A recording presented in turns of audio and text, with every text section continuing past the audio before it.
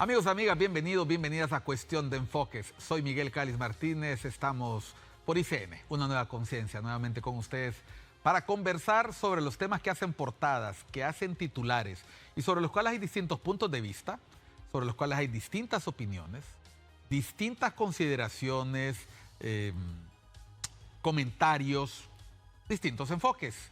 Hoy tenemos uno de esos enfoques desde el Caribe. Nos acompaña nuestro buen amigo, el embajador Hatzel Ramos, ex vicecanciller de la República Dominicana y vicepresidente del Centro de Análisis para Políticas Públicas. Vamos a hablar sobre foros políticos, ideológicos. Nos vamos a concentrar en la reunión del Foro de Sao Paulo, del Grupo de Puebla, de la CELAC Social que hay en Honduras, de la Internacional Progresista, y para ello contamos con la experiencia, el conocimiento y la disposición de Hatzel, que nos acompaña desde Santo Domingo. Hatzel.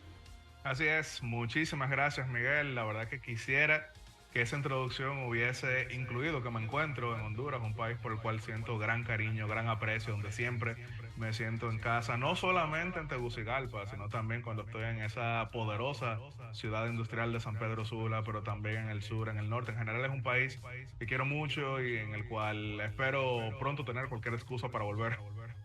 Bueno, conoces bien Honduras, espero que te hayamos recibido en algún momento en Toncontín.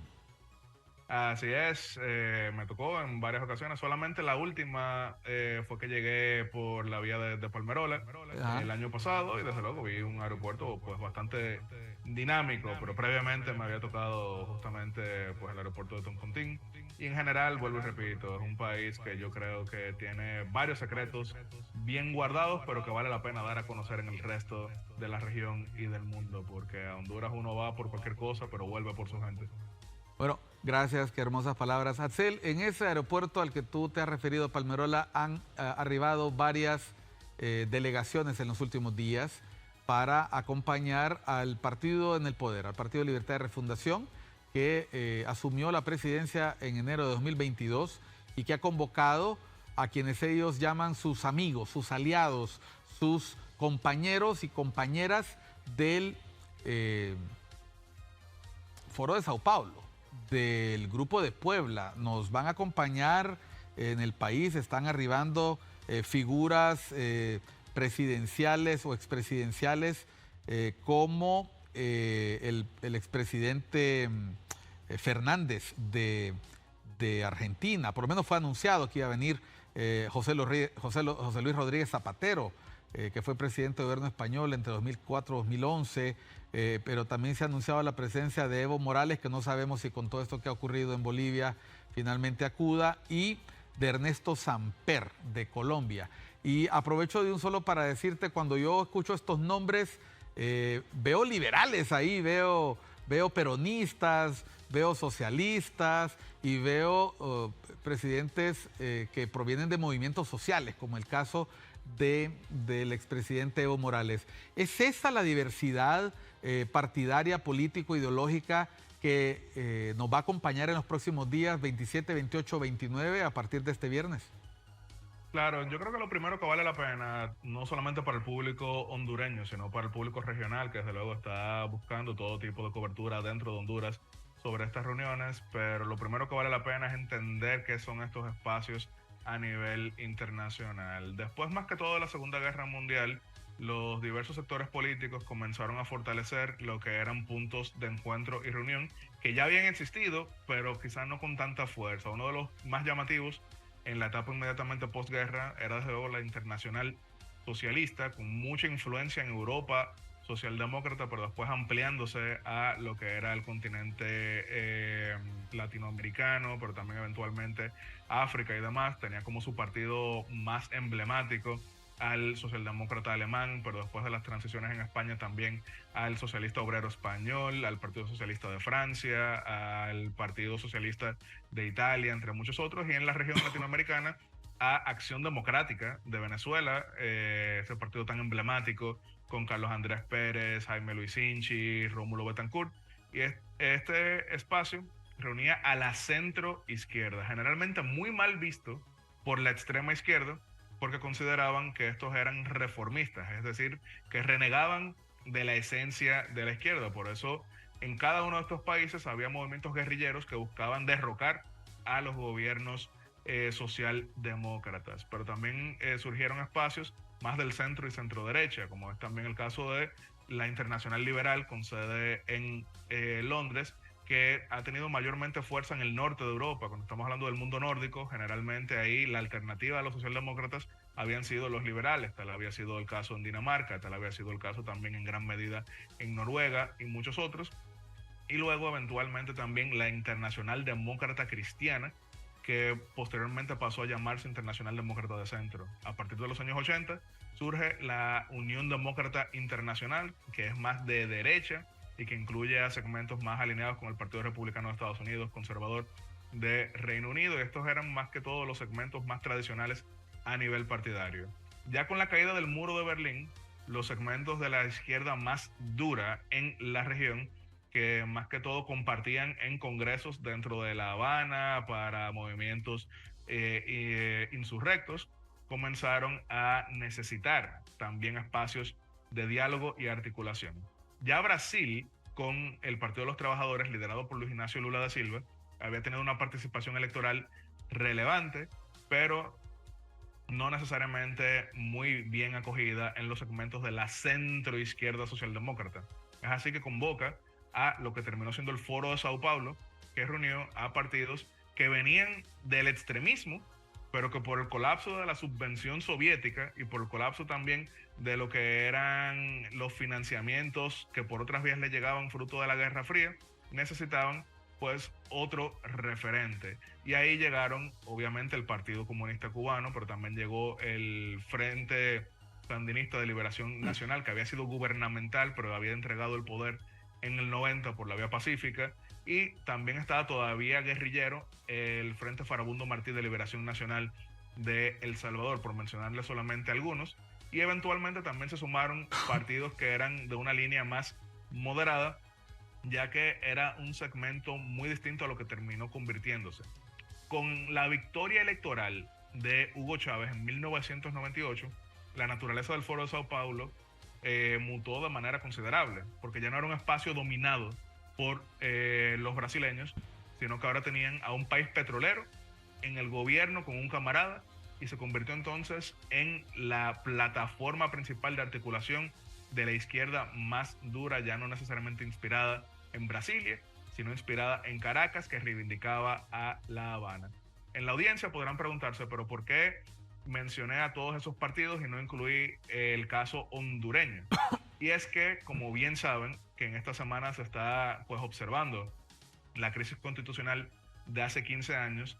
Hasta ese momento, el debate político mayoritario en Honduras era entre una centroderecha conservadora, algunos en algún momento la describieron como extrema derecha, y una derecha más liberal. Estoy hablando del Partido Nacional de Honduras y estoy hablando del Partido Liberal de Honduras, que son de los más viejos de toda la región.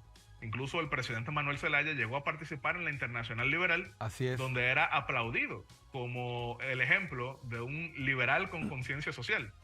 Pero la constelación regional influyó muchísimo. Honduras, como bien saben ustedes muchísimo mejor que yo, desde luego no tenía la economía más sólida en ese momento, pero Venezuela, fruto de los altos precios de las materias primas, sí pudo invertir bastante en muchos aliados. Compró prácticamente el Caribe completo. Incidió en elecciones en Ecuador, incidió en elecciones en Bolivia, y aunque en Honduras no había sido un cambio de antisistema ganando elecciones, sino que por el contrario, las elecciones del 2005 habían sido ganadas por un partido tradicional, pero fue el único caso de un tradicional que pasó a alinearse con las, vamos a decir, directrices que venían de Caracas. Eso es un caso único. ¿Por qué digo único? Porque obviamente en Ecuador en un momento se pensó que Lucio Gutiérrez podía pues terminar afiliándose a lo que era el ALBA y Foro de Sao Paulo, pero una vez en el gobierno no lo hizo. Honduras fue el único caso de un líder tradicional, de un líder que no viene del sindicalismo, que no viene de la guerrilla, incluso tengo entendido que es una familia de tradición económicamente sólida, que terminó asumiendo pues estas ideologías. Estaba explicando cómo surgieron cada uno de ellos para poder quizá profundizar un poquito más sobre esta reunión específica, pero sí digo que hay varios grupos, incluso sectoriales dentro de una misma ideología. No solamente se está reuniendo el Foro de Sao Paulo en Honduras, como bien mencionan, sino también el Grupo de Puebla, que buscaba hacer una cara más agradable del mismo Foro de Sao Paulo, ya que no incluía inicialmente de manera tan visible a Venezuela y a Nicaragua. Incluso el principal referente ahí dentro estaba siendo Marco Enrique Jominami de Chile, que se veía como una centroizquierda moderna.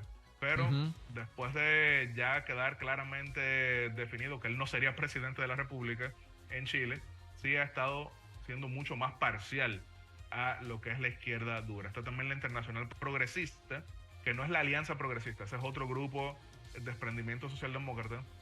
La Internacional Progresista o Progressive International tiene directrices mayormente provenientes de lo que es el sector de Bernie Sanders en Estados Unidos. Todos estos se están reuniendo en Honduras, que es un caso que trasciende a nivel de influencia lo que sería el tamaño geográfico de ese país, que tanto quiero, vuelvo y menciono, pero por su tamaño geográfico no necesariamente significaría el interés que tienen todos estos actores para desde allá reunirse y desde allá enviar este mensaje, también fortalecido por el hecho de que en este momento Honduras tiene la presidencia pro tempore de la Comunidad de Estados Latinoamericanos y del Caribe, CELAC, que ha significado grandes choques a lo interno, porque en más de una ocasión la presidencia pro tempore en persona de la presidenta de la República ha emitido declaraciones inconsultas a nombre del organismo. Eso llevó una enmendada de plana,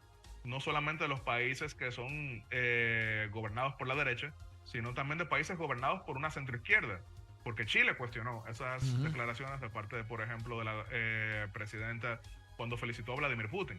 Pero también, por ejemplo, Guatemala cuestionó bastante lo que eran estas declaraciones en las que hacía recomendaciones directas sobre cómo resolver la guerra de Israel contra Hamas.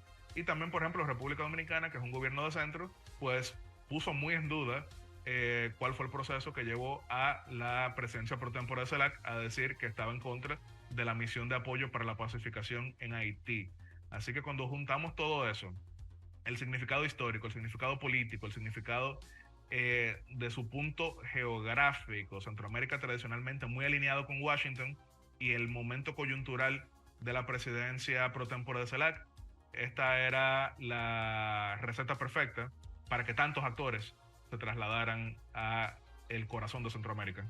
Hatzel, es interesante lo que acabas de hacer, porque acabas de hacer una exposición de la historia del Foro de Sao Paulo, cómo va evolucionando las diferencias de partidos que lo han integrado. Antes de irnos a la pausa, un detalle interesante de la diversidad que ha tenido el Foro de Sao Paulo. En algún momento incorporó a las mismas FARC, a las mismas Fuerzas Armadas Revolucionarias de Colombia, y fueron retiradas de la participación en el Foro de Sao Paulo, precisamente porque en algún momento Brasil creo que toma la iniciativa de plantear de que las FARC no deberían estar en el foro. Es decir, el foro es también de libre ingreso, pero también pueden ser retirados algunos de sus miembros. Claro, y eso pasa en varios otros grupos. Si bien las FARC han sido una de las guerrillas más tenebrosas de toda la región, todavía en algunos momentos se tenía la esperanza de que podían convertirse en actor político legítimo, que de hecho fue lo que llevó a los acuerdos de paz en 2016, pero cuando no estaban dando señales en ese orden, para algunos actores dentro del foro ya era inaceptable la participación de las FARC. Pero otras guerrillas de otros países también habían participado en otras organizaciones. Por ejemplo, el M-19, que terminó siendo integrante del Polo Democrático Alternativo en Colombia, aquella guerrilla que era mayormente urbana, cuando depone las armas, se afilió a la Internacional Socialista. Pero también otros segmentos que no necesariamente habían sido, vamos a decir, armados, inicialmente han sido expulsados de varias familias políticas. En 2019, en enero, si la audiencia entra ahora mismo a Google y escribe FSLN, Internacional Socialista, va a ver que el Frente Sandinista fue expulsado de ese segmento socialdemócrata donde ellos se habían afiliado prácticamente prometiendo que iban a moderarse un poco más, y al no hacerlo, pues fueron sacados. También, por ejemplo, el PLC, Partido Liberal Constitucionalista de Nicaragua, fue expulsado de la Internacional Liberal cuando todo apuntó a que se había convertido en un aliado tácito, y a veces más que tácito, expreso, del régimen orteguista. Así que las expulsiones son comunes, como también a veces son comunes los cambios ideológicos. Por ejemplo, escriban ahora mismo en Google, en la audiencia, PRM, Foro de Sao Paulo, y van a ver que el partido oficial de República Dominicana, que en un momento tenía membresía en el Foro de Sao Paulo por algunos segmentos que son un tanto más nostálgicos de la vieja izquierda, pero que ya no eran los más representativos dentro del partido, pues eso llevó a que en 2020 se anunciara que el PRM, habiendo sido miembro del Foro de Sao Paulo, condenaba su funcionamiento, condenaba su existencia, y que de hecho renegaba de su membresía, para al contrario decir que estaba alineado con los segmentos de la democracia liberal en la región. En Argentina, tú mencionaste, por ejemplo, la presencia de Alberto Fernández, y la razón por la que me río, y tú te reíste también cuando mencionaste el peronismo, es que los peronistas vienen en todos los colores. Exacto. Hay de derecha, hay de centro, hay de izquierda, hay de extrema izquierda. Incluso cuando el general Perón volvió físicamente a Argentina en el 1973 y se reunieron todos los peronistas a recibirlo, se terminaron entrando a tiros, porque se odiaban entre sí, eran muchas ideologías. Entonces eso impactó en la membresía internacional, porque mientras Carlos Saúl Menem era presidente de Argentina y lideraba el Partido Justicialista, lo afilió a la Internacional Demócrata Cristiana y lo afilió a la Unión Demócrata Internacional, pero después, cuando los Kirchner toman el control del Partido Justicialista, salen de esas internacionales de centro derecha y de centro, y por el contrario comienzan a hacer mayormente vida en los grupos de la izquierda, nunca entrando directamente al Foro de Sao Paulo, pero sí siendo tolerantes con ellos y sí participando más en lo que es la COPAL, que es la Conferencia Permanente de Partidos Políticos de América Latina. También en ocasiones hay membresías que se tienen que no necesariamente son muy reflejo del accionar ideológico de un partido. Por ejemplo, me mencionaste fuera del aire que habías estudiado en México, y probablemente cuando uno piensa en un partido de centro izquierda, no piensa en el Partido Revolucionario Institucional.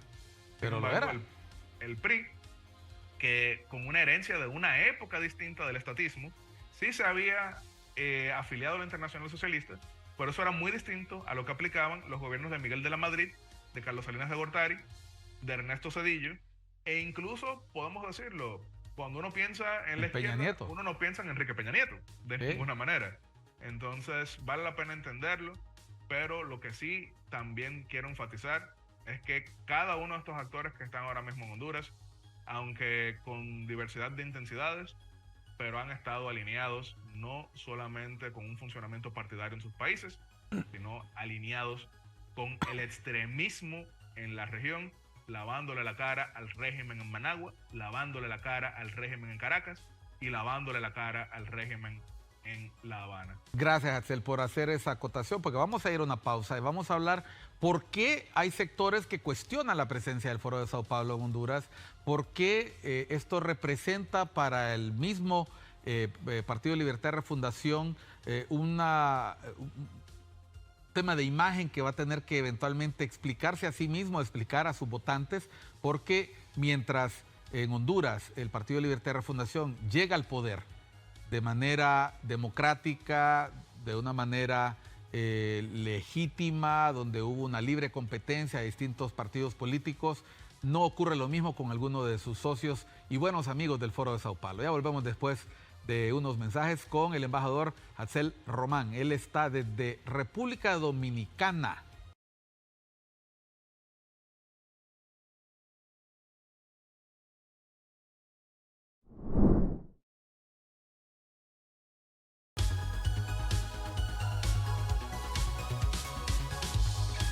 Continuamos en Cuestión de Enfoques, estamos con el embajador Axel Román. Él está desde Santo Domingo acompañándonos. Él ha sido vicecanciller de la República Dominicana y es vicepresidente del CAP, del Centro de Análisis de Políticas Públicas. Axel, Foro de Sao Paulo, Grupo de Puebla, Internacional Progresista, CELAC Social, todos reunidos en Tegucigalpa para conmemorar el golpe de Estado de 2009.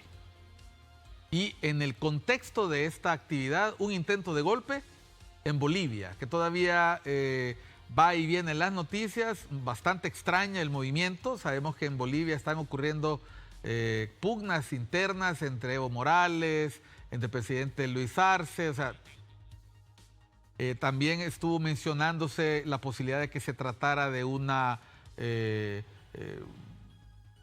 forma de autogolpe. Todavía no viene suficiente información de Bolivia, pero qué curioso que ocurra en las vísperas de un evento de este tipo, ¿no? Que se siga hablando de golpes de Estado, que se siga planteando como una fórmula para resolver conflictividad política la interrupción de un gobierno democrático. Sí, yo recuerdo vivamente ese domingo 28 de junio, cuando posterior a lo que fue una semana bastante tensa, después de meses bastante tensos en Honduras, recuerdo que el 24 de junio el Congreso había votado para regular el proceso de plebiscitos o referendos. Recuerdo cuando pues las Fuerzas Armadas se negaron a distribuir los materiales de una consulta que estaba prohibida por la Constitución. Recuerdo las decisiones de reintegro de los militares, y recuerdo aquella entrevista del 27 de junio del secretario general José Miguel Insulza de la OEA, cuando dijo que todo apuntaba a que podía generar un estallido con implicaciones constitucionales. Y esa mañana se levanta toda América Latina, pero más que todo se levanta Honduras, viendo pues la remoción del presidente Manuel Zelaya. Algo lamentable en todo el sentido. Yo no creo que a mí me corresponde como extranjero necesariamente evaluar lo que sucedió. Lo cierto es que marcó también una pauta del debate regional muy por encima de lo que era el peso económico de Honduras en la región. Estoy haciendo el mismo paralelismo, porque si estamos hablando del peso geopolítico de Honduras, quizá no era tan grande como para significar un debate tan intenso como el que se dio en aquel momento, que obviamente nadie endosó lo que sucedió, pero había una clara diferencia entre quienes condenaban de manera irrestricta y entre quienes condenaban, pero decían, bueno, esto no pasó de la nada. Y yo creo que es un momento preciso para que todos analicemos en la región cómo se llega a un punto de quiebre para precisamente poder evitar que suceda algo así. Fue una crisis en la que República Dominicana tuvo una participación bastante activa, recordando que fue a mi país que vino justamente el presidente Manuel Zelaya aquel enero del 2010, el mismo día que se juramentaba el presidente exiliado, Pepe Lobo. así es. El entonces presidente Leonel Fernández fue uno de los mediadores, junto con el presidente Oscar Arias y el presidente Álvaro Colón. De hecho, solamente 5 países reconocimos de inicio al presidente Pepe Lobo. Recordarán ustedes que pasaron varios meses antes de que el resto de la región reconociera la elección que ya estaba pautada cuando se dio la situación del 28 de junio. Los 5 países fuimos República Dominicana, Colombia, Guatemala, Costa Rica y Chile en aquel entonces. Y eso a pesar de la afiliación quizá más ideológica del entonces gobierno de República Dominicana, pero que en todo momento reconoció es que las elecciones no tenían nada que ver con la consulta aquella. Pero bueno, ese es el pasado. En el presente. Axel, de hecho, República Dominicana ha venido prestando asesoría técnica a los órganos electorales hondureños desde hace un buen rato, ¿no? Y de hecho en las elecciones del 2013, recuerdo muy bien, tuvieron, y las del 2017 también tuvieron un apoyo muy puntual de República Dominicana. Es decir, ha habido una cercanía muy fuerte reconociendo precisamente la robustez del proceso electoral dominicano y, bueno, esta cercanía que se hizo más que patente, brindándole refugio al expresidente Zelaya después de esa larga permanencia en la Embajada de Brasil. Ahora, pasaron 15 años y después de 15 años, muchos de esos gobiernos que en aquel momento estaban en el poder se pronunciaron en contra del golpe de Estado, acogieron al presidente depuesto, lo acompañaron a Naciones Unidas, lo acompañaron a El Salvador, recuerdo a la presidenta Kirchner, Cristina Fernández, recuerdo a varios de estos presidentes que lo habían acompañado en el ALBA, muchos de ellos también. Hoy, 15 años después, con ausencias notables, ya no está Hugo Chávez, está Nicolás Maduro, que era el canciller, ya no está presidiendo Cuba Fidel Castro, ni su hermano Raúl, ahora está, ahorita se me olvida el nombre, Canel, Díaz Canel. Y tenemos otras personas que ya no están ocupando. Evo Morales ya no está en el poder, Rafael Correa ya no está en el poder, Cristina Fernández de Kirchner ya no está en el poder. Y pareciera, al nomás ver el escenario político, que ha cambiado mucho, pero no ha cambiado tanto, porque sigue el PSV en Venezuela, sigue el Partido Comunista Cubano en Cuba, sigue el Frente Sandinista de Liberación Nacional, pero también tenemos el caso de El Salvador, donde ha sido pulverizado prácticamente el FMLN, y no digamos en el caso de Guatemala, que finalmente un partido de orientación progresista llega al poder. 15 años después, si hacemos un balance de las condiciones de la región, ¿se justifica que hoy, 15 años después, el tema en el evento del Foro de Sao Paulo siga hablándose del golpe de hace 15 años? A los segmentos de la izquierda les gusta la militancia a través de la historia. Yo creo que la historia hay que comprenderla definitivamente, hay que estudiarla, hay que profundizarla, hay que conocerla, pero generalmente a estos grupos les ha gustado utilizar esto para acomodarlo a su relato. Por eso yo digo que algo tan complejo como lo que sucedió el 28 de junio, donde yo no creo que hay héroes ni villanos, y de nuevo, quizá ahí estoy pecando de poco diplomático como extranjero, pero ahí había muchas cosas que tenían bastante de gris, desde el punto de vista de que la Constitución hondureña prohibía claramente promover cualquier tipo de modificación que alterara la alternancia. Sí, quizás hubo excesos de parte de las Fuerzas Armadas también, que todo apunta a que la renuncia que fue leída ese día 28 de junio fue falsificada también. Al mismo tiempo se comprobó que claramente estaban alineados los intereses gubernamentales de ese entonces con los representantes extremistas del resto de la región también. Eventualmente sí hubo, mejor dicho, una reelección presidencial en Honduras en 2017 y no hubo golpe, pues también. Entonces yo no me atrevo a decir que hay ni héroes ni villanos, yo creo que hay que analizarlo, pero obviamente en el Foro de Sao Paulo, en la Alianza, en la Internacional Progresista, en el Grupo de Puebla y en este invento que es CELAC Social, que no es CELAC, pero para intentar lavar un poquito más de cara.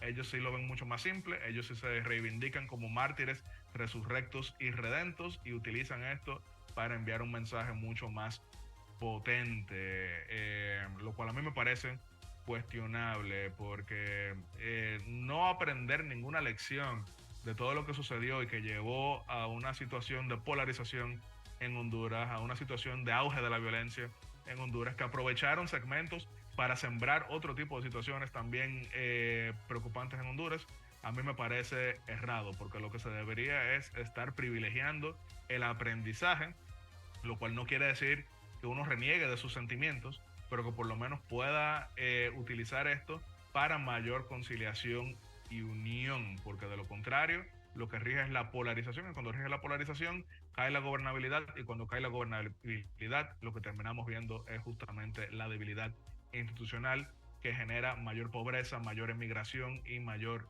inseguridad. Ahora, estos actores, como bien mencionamos, tienen ahora un ingrediente adicional que tampoco es tan sencillo, que es el caso de Bolivia esta misma semana. ¿Por qué digo que no es tan sencillo?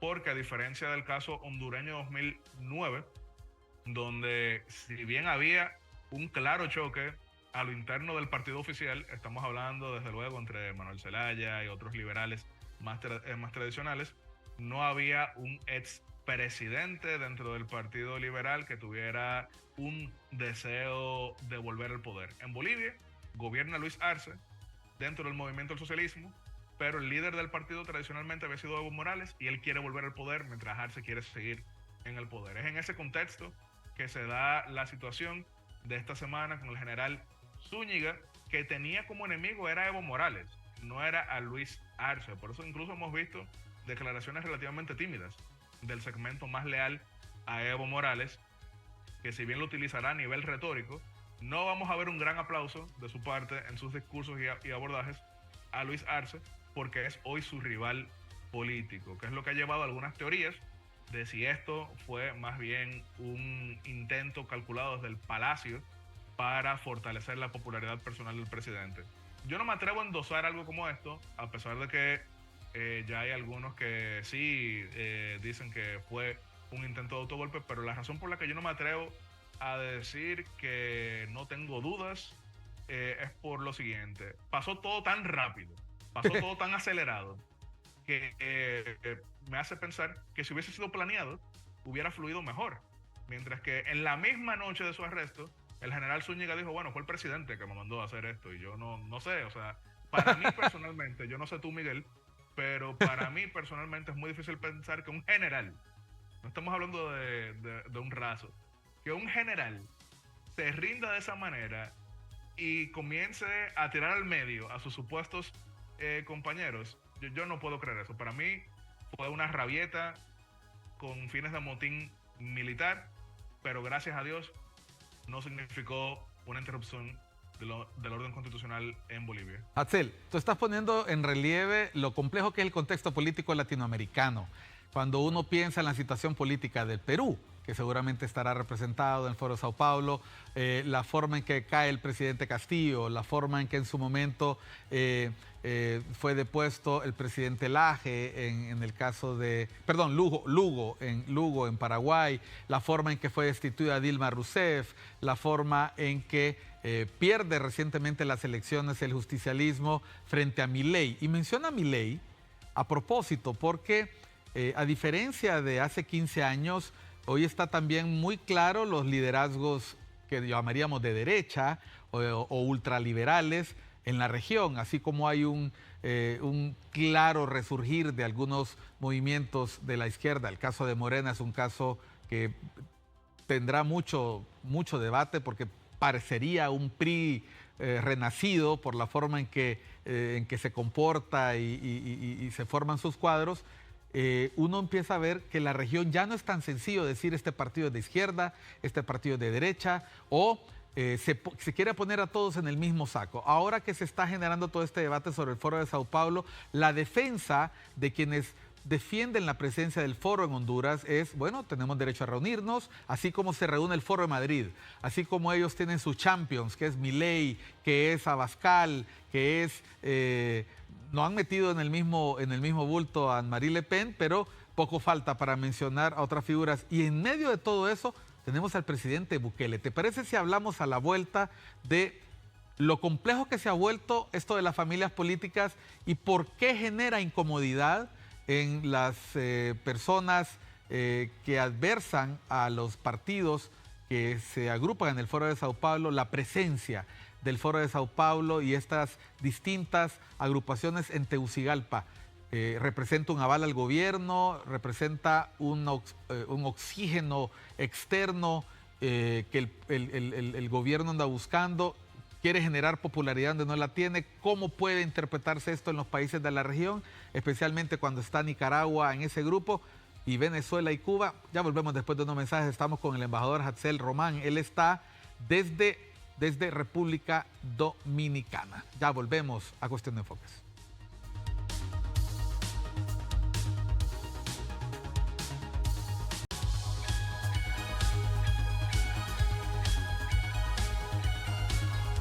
Continuamos en Cuestión de Enfoques hablando del Foro de Sao Paulo y todos estos eventos que reúnen a políticos de la región, del ala progresista, del ala izquierda, del bloque ideológico de izquierda. Si podemos llamarle ahora izquierda, ¿por qué debemos preocuparnos o no debemos preocuparnos? En el caso nuestro, nosotros hemos dado espacio en el programa a personas que están a favor del foro, a personas que pueden cuestionar los elementos críticos del foro. ¿Debe o no debe preocuparse la población de Honduras que se escoja precisamente en este momento una reunión de este tipo para volver a hablar de un evento tan polarizante?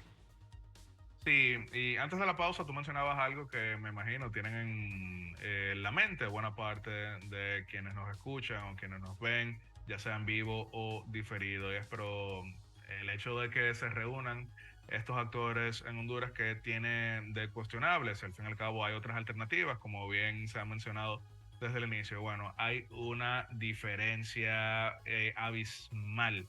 Y es que en el Foro de Madrid podrán tener algunos cuestionamientos hacia abordajes desde el punto de vista ideológico, pero en el Foro de Madrid no hay un cuestionamiento a la libertad y a la democracia. A cualquiera podrá caerle bien o mal Santiago Abascal, a cualquiera podrá caerle bien o mal Giorgia Meloni del Partido Reformista Europeo, que tiene pues cercanía con precisamente Abascal. A cualquiera podrá caerle bien o mal José Antonio Cast en Chile, pero hay algo innegable. Todos estos actores operan dentro de la democracia y de la libertad. Si mañana toma el gobierno José Antonio Cast en Chile, ya no van a meter a nadie preso ni van a ilegalizar en ningún partido político. En Italia gobierna Giorgia Meloni, de un segmento más conservador, y Italia ha seguido siendo un país promotor de las libertades, aunque tiene su ideología claramente conservadora social. En el Foro de Sao Paulo, en el Grupo de Puebla, en la Internacional Progresista, están estos actores que ilegalizan partidos, que desnacionalizan opositores, que cierran universidades, que apresan disidentes, que celebran elecciones de partido único y que eliminan todas las garantías de contrapeso. Entonces, no es lo mismo, no es igual, ni es para nada símil. Porque desde luego, yo no voy a cuestionar, por ejemplo, ya está hablando aquí Yatzel, yo no voy a cuestionar que haya personas que tengan una diferencia desde el punto de vista de cómo se administra el aparato productivo. Yo tengo mi pensamiento, que trato de avalarlo con el estudio, pero no es un pecado que alguien más tenga un pensamiento divergente. Ahora, con lo que yo no puedo de ninguna manera estar de acuerdo y lo que sí debe llamar a cuestionamientos, que se tenga como referente a la dictadura más longeva del continente en toda su historia, que es el caso de Cuba. Lo que sí tiene que llamarnos atención es que se tenga como referente a quienes se han ido convirtiendo en la Corea del Norte de Centroamérica, que es el caso del orteguismo en Nicaragua, y lo que sí tiene que llamar a preocupación es que se celebre por todo lo alto a la Venezuela de Nicolás Maduro, que ha generado el desplazamiento de humanos más grande en la historia del hemisferio occidental, con más de 6 millones de personas que escaparon de la miseria, de la persecución y de la represión. Esa es la diferencia, y algo a tomar en cuenta que tú bien dijiste, en el 2009 la constelación regional era muy distinta. Chávez estaba en sus buenas, la izquierda dura estaba en sus buenas, ya hoy no lo estará. Hoy hay debilidades del sistema democrático porque hay cada vez más terreno fértil para el extremismo, pero por sí solo el abordaje izquierdizante no es tan bien recibido como lo era en aquel entonces. Y es por eso que si antes era suficiente el Foro de Sao Paulo, hoy tiene que complementarse con otras siglas, como es el caso del Grupo de Puebla, como es el caso de la Internacional Progresista y como es el caso de este invento, el Act Social, que es el que intenta pues al mismo tiempo darle una especie de aval desde el punto de vista de organismo multilateral. Todo esto ha sido definido de manera brillante, en mi opinión, por Sebastian Grunberger, alemán, basado en Montevideo, Uruguay, en su nuevo libro que se llama La Galaxia Rosa, que aborda justamente todos estos abordajes para presentar la militancia proselitista como estudio académico, para formar lo que son sus intentos de mayorías, pero no desde el llamado electoralista, sino desde lo que ya había mencionado previamente, que es el relato basado en manipulación. El proceso electoral reciente en México dejó claro que un sistema longevo, podríamos llamar longevo como el mexicano, no está exento de sufrir transformaciones profundas, pero en el caso de El Salvador, un sistema menos longevo dejó claro también que la política ha dejado de ser seguida solamente por aspectos ideológicos. También tiene que ver la respuesta de un gobernante o la figura, yo no quiero llamar caudillesca en el caso de AMLO, pero sí una figura muy popular. Yo creo que para nadie es desconocido que Claudia Sheinbaum no sería presidenta si no hubiera llegado sobre la popularidad del presidente AMLO, del presidente Andrés Manuel López Obrador, que es una figura que tiene más de 25 años en la política mexicana. No es una carrera que se construyó ayer. Pero vemos en el otro extremo a un Nayib Bukele, que parte de un partido de izquierda para convertirse en un líder que es difícil de catalogar políticamente, porque sus formas claramente populistas nos impiden categorizarlo. Morena sí está en el Foro de Sao Paulo, pero Nuevas Ideas no está. Por lo tanto, no es obligatorio estar en una de estas familias. Sin embargo, la gente busca etiquetarlos. Estamos llegando a un punto donde va a ser complicado participar en estos espacios. Tú mencionaste la UDI, mencionaste la UPLA, mencionaste el Internacional Socialista, ahora está el Foro de Sao Paulo, está el Foro de Madrid. ¿Será que vamos a tener que ver que exista un foro bukeliano o un foro de los inclasificables? Porque estamos empezando a ver figuras como Trump. ¿En cuál de estas familias lo ubicaría? Los mismos republicanos tienen problemas para poderlo catalogar. Sí, hemos visto un resurgir caudillista que trasciende a los partidos, y eso no es nuevo en América Latina. Incluso yo vengo de uno de los países más caudillistas de la región. Mi padrino de bautizo, el presidente Joaquín Balaguer, fue 7 veces presidente. Y sustituyó al Chivo Trujillo, que es otra cosa. Así es, 7 veces presidente. 7-7. Sí, mientras él vivía, pues era el líder absoluto del partido, pero cuando dejó de vivir la situación pues cambió. Ahora estamos viendo un nuevo auge porque, como tú bien mencionaste de manera bastante correcta, Morena podrá hacer lo que queramos, Claudia Sheinbaum podrá hacer lo que queramos, pero eso fue la fuerza de Andrés Manuel López Obrador, al punto de que el PRD, donde él había sido candidato, desapareció. Llevarlo, sí, estuvo 2 veces a punto de ganar la presidencia con Andrés Manuel López Obrador y con Cuauhtémoc Cárdenas. López Obrador, y ahora saca 1%, no que quedó desplazado, quedó aniquilado. Y es lo mismo que pasaría si, por ejemplo, Nayib Bukele fuera a aspirar por otro aparato político. En el caso hondureño sí se dio una división interesante, y es que todavía no me atrevo a decir que es un caudillismo celayista específico. Tenemos que ver cómo vienen las transiciones, pero lo cierto es que Libre surge en la imagen y semejanza del segmento de Manuel Zelaya como desprendimiento del Partido Liberal. Sí creo que es cada vez más difícil catalogar con estas etiquetas europeas a los actores políticos dentro de la región, porque miren, incluso yo tengo una anécdota con Honduras. En varias ocasiones se publicaba que creo que ahora ex designado presidencial, no sé si eso fue formal o si fue algo más simbólico, pero que Salvador Nasralla era un líder de la izquierda. Por ejemplo, no busca las coberturas internacionales del 2017. Dicen el candidato de la izquierda, Salvador Nasralla, contra el candidato de la derecha. Para y nada. yo veo una entrevista de Salvador Nasralla diciendo, mira, a mí me parece muy bien lo que hizo Pinochet transformando la economía en Chile. Y yo pienso, bueno, pero eso no lo diría precisamente un zurdo. Exacto. Y después entonces comienzo a ver cuestionamientos a China, comienzo a ver cuestionamientos a los comunistas y demás, y me doy cuenta, miren, los que están diciendo que Nasralla es un izquierdista no tienen la más mínima idea de lo que están hablando, no conocen Honduras, no correcto. Conocen a el señor de la televisión, como le dicen. Pero pongo un ejemplo que conocen ustedes desde el punto de vista de lo fácil que es a veces poner etiquetas cuando no tienes idea de lo que sucede, porque veámoslo de la siguiente manera. Para un reportero en Madrid era lo más sencillo, bueno, hay elecciones en Honduras y Manuel Zelaya y Xiomara son de izquierda y tienen a Nasralla de aliado. Obviamente él es también de izquierda, no, él era de la, vamos a decir, de una derecha quizás distinta a la tradición del Partido Nacional, pero de derecha. E incluso ha cuestionado en varios momentos, como bien menciono, al comunismo. Lo mismo pasa con Nayib Bukele, que en su momento se decía el candidato de la izquierda, Nayib Bukele, porque obviamente para un reportero en Alemania era sencillo ver, bueno, él hizo vida en el Frente Farabundo Martí de la Liberación Nacional, tiene que ser un izquierdista. Pero esta misma semana, ustedes vieron, Nayib Bukele despidió a 300 empleados del Ministerio de Cultura por considerarlos promotores de la ideología de género.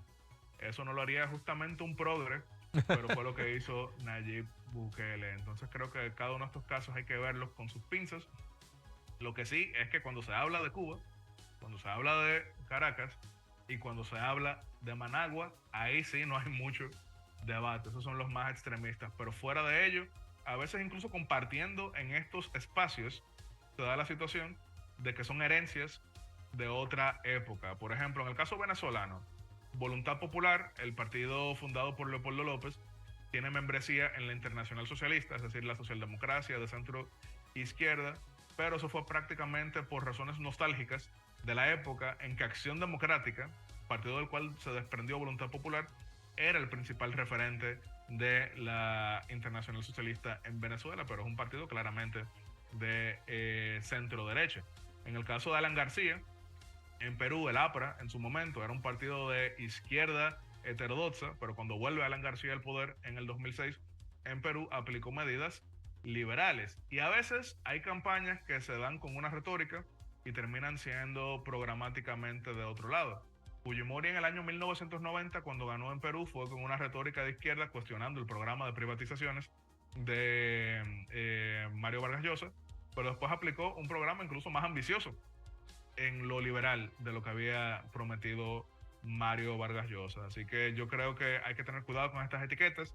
Lo que nunca podemos diluir es quién es autoritario y quién es realmente promotor de las libertades. Ahí no puede haber... Y el autoritarismo, como tú lo acabas de decir, puede ser de derecha y puede ser de izquierda. Y cuando se trata de autoritarismo y suprime libertades, suprime libertades. Vamos al último segmento porque con ocasión del Foro de Sao Paulo y la preocupación y las críticas y cuestionamientos, quiero mostrarte antes de irnos a la pausa la publicación que hizo el Foro de Madrid. Ayer se la mostrábamos a una de nuestras invitadas, el programa. El Foro de Madrid, con ocasión del Foro de Sao Paulo, emitió un pronunciamiento. Y en ese pronunciamiento cuestionaba precisamente la presencia de muchos gobiernos representados o partidos que representan esta negación de libertades y planteaba los riesgos que esto tenía. Si tuviéramos que caracterizar, ya que no podemos meter en la misma bolsa a Samper y a José Luis Rodríguez Zapatero, al Partido Socialista Obrero Español, que viene en el Grupo de Puebla, con regímenes como el de Cuba, Venezuela y Nicaragua, ¿cuáles serían esos elementos comunes para ser parte del Foro de Sao Paulo? Lo vamos a hablar en el último segmento. Fijémonos en este posteo. Este posteo dice, el Foro de Sao Paulo agita la mentira del golpe para justificar e intentar dotar de legitimidad internacional una nueva persecución contra los adversarios políticos del gobierno actual, con el fin de garantizar su permanencia indefinida en el poder. Eso es un mensaje a la oposición política en Honduras. Y luego en la declaración firmada llama mucho la atención los siguientes párrafos. Los leí los mismos ayer, los leo hoy, para que vean ustedes, es exactamente la misma dinámica en el programa. El objetivo principal de este encuentro es conmemorar el 15º aniversario de la destitución del expresidente Manuel Zelaya, esposo del actual presidente, quien en el año 2009, por órdenes de Hugo Chávez, intentó perpetrar un golpe de Estado a través de la modificación ilegal de la Constitución hondureña para perpetuarse en el poder. Con esta reunión buscan imponer un falso relato según el cual Zelaya fue víctima de un golpe de Estado, cuando en realidad fue destituido por asaltar el orden constitucional. Luego menciona los asistentes del Grupo de Puebla, ¿verdad? En el cual hay socialistas y comunistas de ambos lados del Atlántico vinculados y condenados por una variedad de delitos, desde corrupción, pasando por estupro y hasta secuestros y asesinatos.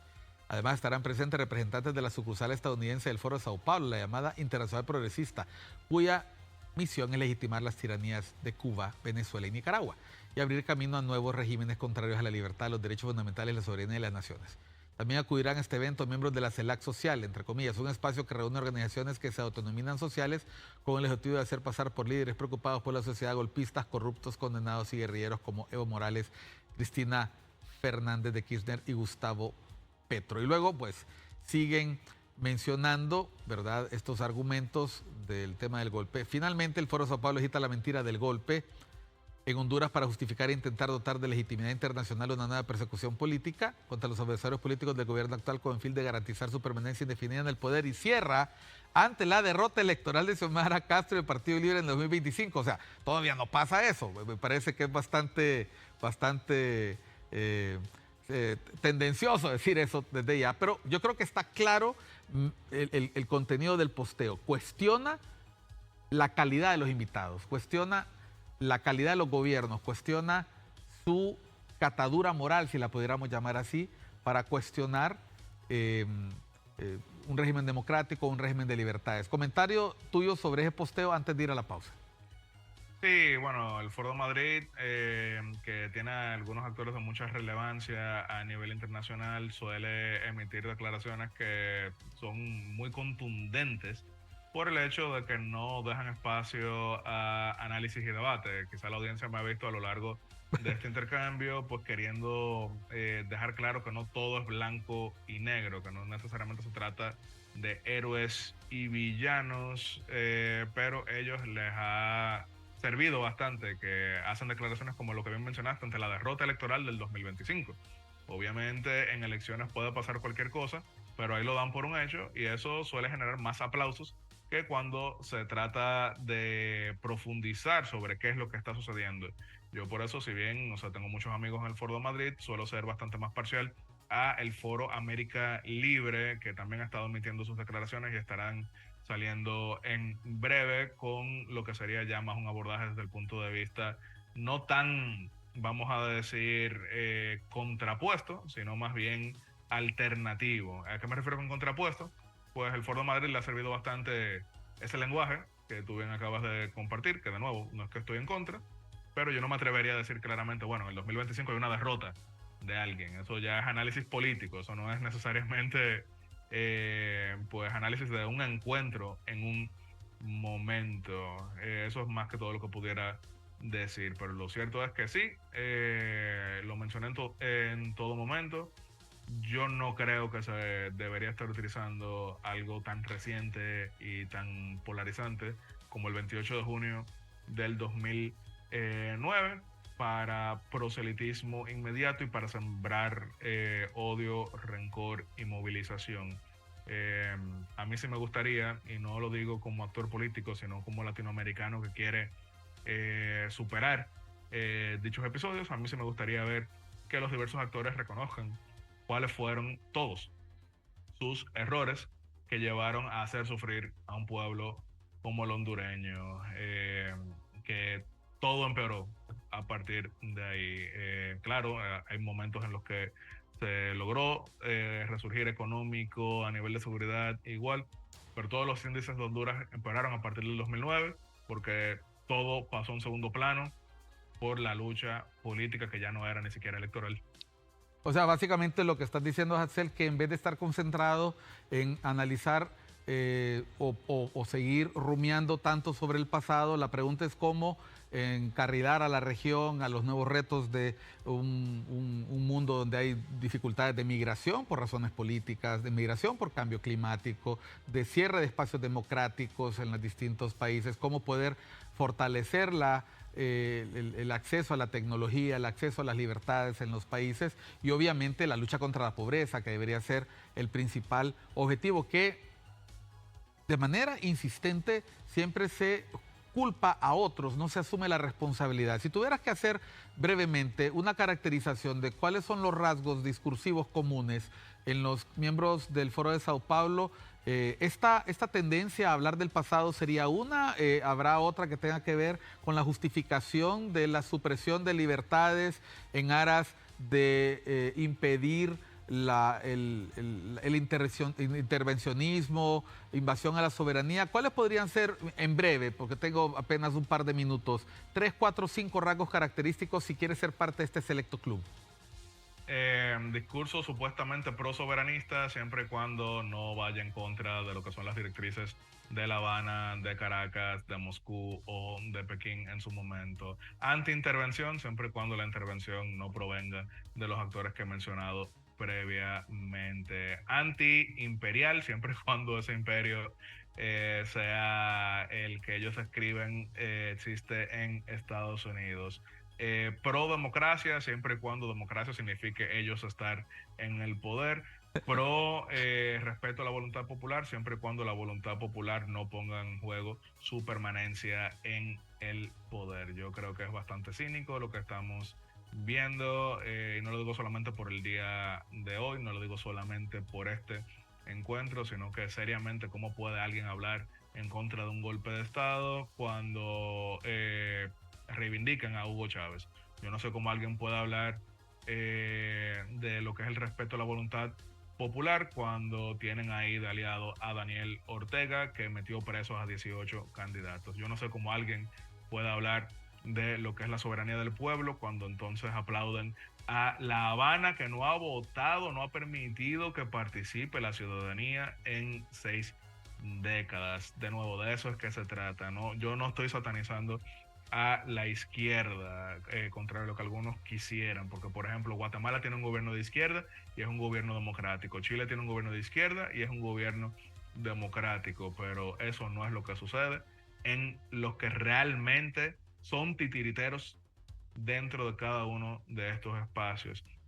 Y yo sí invitaría al pueblo hondureño a que observen bien que no se trata solamente de retórica sentimental de parte de quienes localmente participan en dicho espacio internacional, y que mejor eviten a que lo que es un sentimiento se convierta en un accionar para que no se llegue nuevamente a lo que en 2009 no solamente frustró lo que era el orden político, sino que frustró lo que era el anhelo de paz hondureña. Muchas gracias, Axel. Nos hemos quedado sin tiempo. Antes de retirarnos, le pido a producción que mostremos la cuenta de Foro América Libre, América Libre 1, ¿no? Este es para que sigan el sitio que ha indicado Axel, al cual él participa, Foro América Libre. @América_Libre 1 para que ustedes vean los pronunciamientos. Promovemos la democracia, el Estado de Derecho y la justicia desde una perspectiva humanista. Gracias, Axel. Ha sido muy ejemplificador tu última participación. Por sí sola un bloque para poderla difundir, porque efectivamente, como tú lo has dicho, no se trata de cuestionar un gobierno o cuestionar un liderazgo solo por ser de izquierda, sino por la práctica una vez que se ejerce el poder. Gracias, Axel. Saludos hasta República Dominicana. Te agradecemos tu participación y de paso le agradecemos a nuestro común amigo Guillermo Peña, que nos puso en contacto para favorecer tu presencia. Gracias y saludos hasta allá. Y ustedes, nuestra audiencia, gracias por su compañía. Esto fue Cuestión de Enfoques. Soy Miguel Cáliz Martínez. Nos vemos en el próximo programa.